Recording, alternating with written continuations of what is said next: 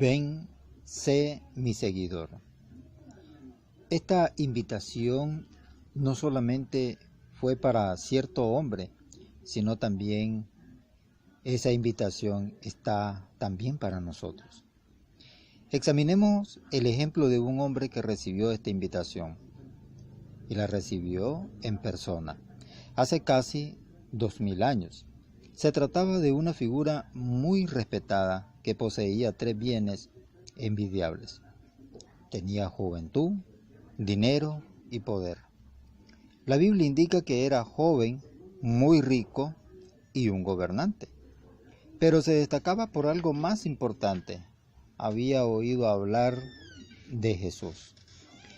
La mayoría de los gobernantes de aquel tiempo no trataban a Jesús con respeto, pues leemos en Juan 7:48 estas palabras. Los fariseos les dijeron: ¿hay algún jefe o algún fariseo que haya creído en él? Eso relata, ¿verdad?, de que los gobernantes no creían en Jesús. Había una cosa así muy interesante. Ellos no creían en Jesús porque tenían miedo de los fariseos, de que los excluyeran de sus comunidades y perdieran ellos un poco de prestigio.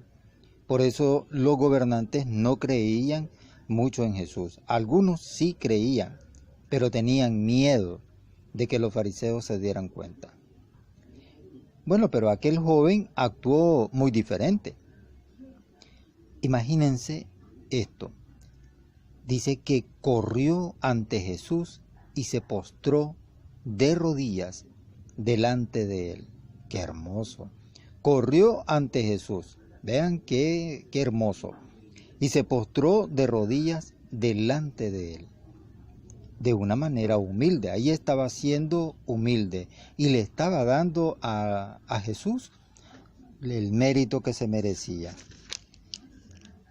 Bueno, pero observe lo siguiente. Al salir Jesús para conseguir su camino, cierto hombre vino corriendo y cayó de rodillas delante de él y le hizo una pregunta.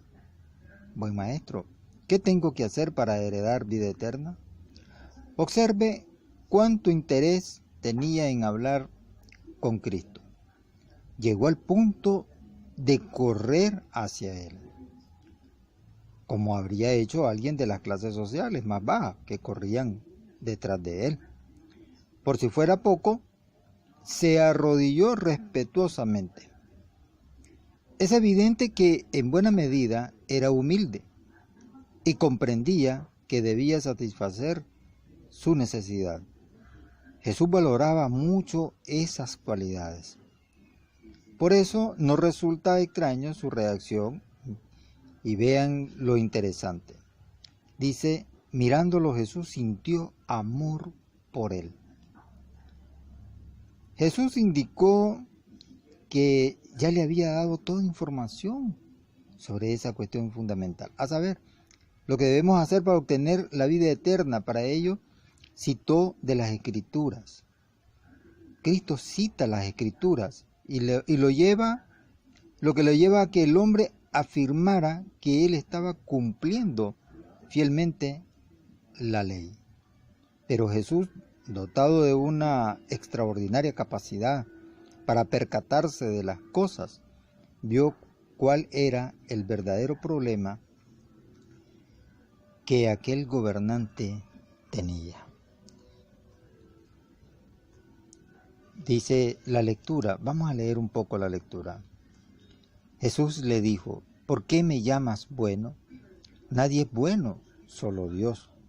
¿Ya conoces los mandamientos? No mates, no cometas adulterio, no robes, no digas cosas falsas de tu hermano, no seas injusto, honra a tu padre y a tu madre. El hombre le contestó, Maestro, todo eso lo he practicado desde muy joven. Pero aquí está lo interesante. Jesús fijó su mirada en él. Le tomó cariño y le dijo, solo te falta una cosa. Vete, vende todo lo que tienes, y reparte el dinero entre los pobres, y tendrás un tesoro en el cielo. Después, ven y sígueme. Al oír esto, el joven se desanimó totalmente, pues era un hombre muy rico, y se fue triste. Palabra del Señor. Bueno, dice que fijó su vista, y eso percibió que tenía un grave problema. No era eso lo que él quería decir, también verá que aquel comentario estaba revelando un hecho de suma importancia. Bueno, a fin de dejar claro lo que le faltaba a aquel joven, Jesús le hizo este ofrecimiento excepcional. Ven, sé mi seguidor. Imagínense, el propio Jesús invitándolo en persona a seguirlo.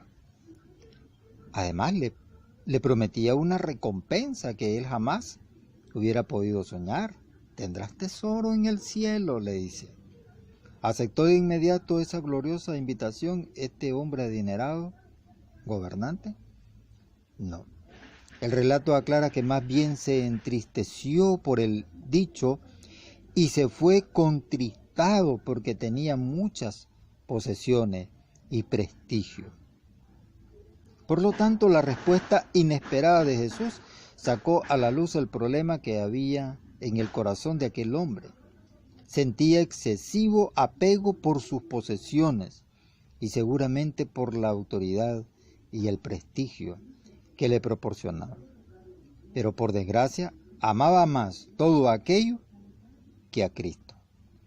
Esto nos permite ver una cosa. Le faltaba, aunque tuviera amor a Jesús, no era un amor incondicional, ni tampoco sacrificado. Por ello rechazó la invitación sin igual.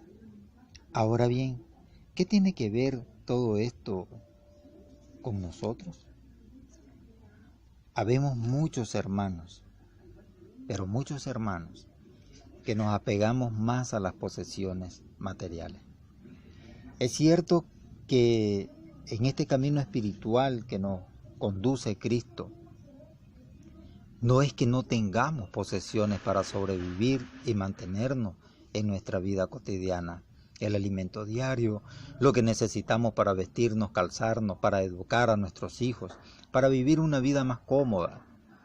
No es que no lo necesitemos. El delito está que Cristo se fija su mirada en el joven y descubre que su apego estaba más en los bienes materiales que en el amor a Cristo y al prójimo. Y es allí donde cometen los errores muchos hermanos. Se apegan a los materiales y no buscan lo espiritual. Hay dos caminos en esta vida cristiana. El camino que lleva a Cristo, ya sabemos que es la santidad, la conversión. Y en la recompensa, como él le decía, vida eterna. Pero también está el otro camino, que es el de materiales. Esas posesiones materiales nos desvían de ese camino. Entonces tengamos cuidado, podemos llevar esas posesiones materiales. No es que sea pecado tener posesiones materiales. El pecado está tener como posesión más que al amor de Cristo. Si le ponemos más amor a lo material, entonces sí estamos pecando. Por eso Cristo, ¿verdad?, hace esa invitación. Ven y sígueme. Y seguirlo a Él también se refiere de sacrificios. Pero ese sacrificio nos lleva a atesorar tesoros en el cielo, donde vamos a ser más ricos, más millonarios que aquí en la tierra. Dios les bendiga, hermanos.